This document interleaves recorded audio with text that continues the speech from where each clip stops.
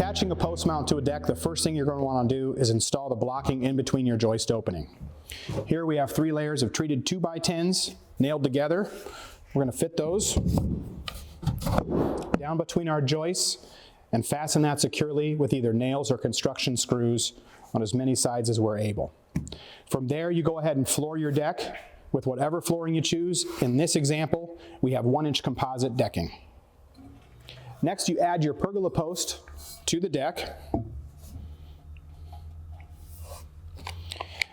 And I like to take my pencil and tape measure and mark the center of each post base.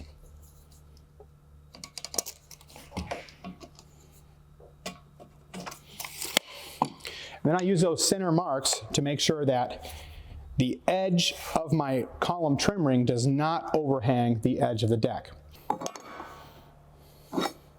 I use a speed square to square that up. You can go ahead and use your fasteners to attach the mount down.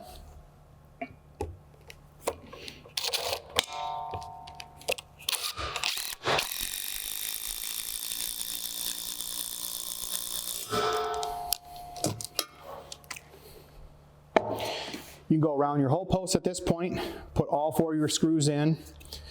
You want to make sure you check the post for level with a torpedo or another type of level.